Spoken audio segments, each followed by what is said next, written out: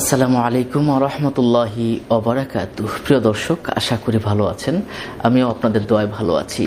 যারা ভালো নেই, ঋণের সমস্যায় জর্জরিত হয়ে আছেন, যারা অনেক ঋণগ্রস্ত হয়ে গেছেন, আমি আজকে আপনাদের জন্য একটি কার্যকরী আমল নিয়ে হাজির হয়েছি।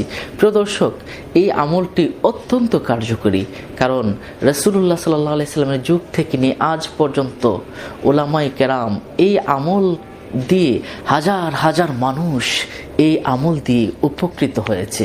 রাসূলুল্লাহ সাল্লাল্লাহু আলাইহি ওয়াসাল্লামের সহিহ হাদিসে এই আমলটি পাওয়া যায়। প্রিয় দর্শক, যারা ঋণের ভারে জর্জরিত হয়ে আছেন, একবার করে দেখুন এই আমলটা, দেখবেন আল্লাহ পাক রব্বুল আলামিন আপনার কোথা থেকে যেন আল্লাহ আপনার ঋণগুলো দূর করে দিয়েছেন, আপনি ভাবতেও পারবেন না।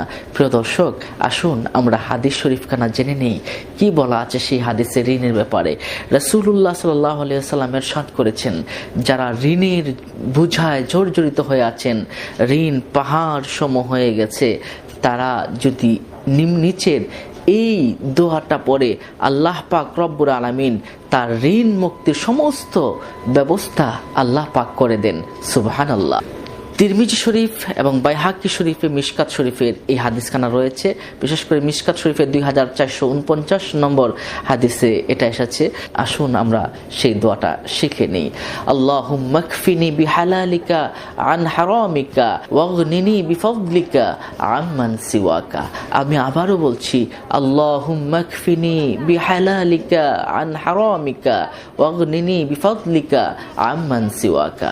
প্রিয় দর্শক, এই শব্দটির এক অত্যন্ত সুন্দর একখানা অর্থ রয়েছে। আসুন আমরা জেনে নেই অর্থটা কি। হে আল্লাহ, হারামের পরিবর্তে তোমার হালাল রিজিক আমার জন্য যথেষ্ট করো, আর তোমাকে ছাড়া আমার কারো মুখাপেক্ষী করো না, এবং স্বীয় অনুগ্রহ দ্বারা আমাকে সচ্ছলতা দান করো। সুবহানাল্লাহ। প্রিয় দর্শক, আপনি প্রত্যেক নামাজের পরে 7 বার করে পড়ুন। অতঃপর আপনি যদি খুব বেশি ঋণে জর্জরিত থাকেন, সারাদিনই যখনই মনে হবে তখনই আপনি এই দোয়াটা পড়ুন, দেখবেন খুব অল্প সময়ে আপনার ঋণের বোঝা দূর হয়ে গেছে।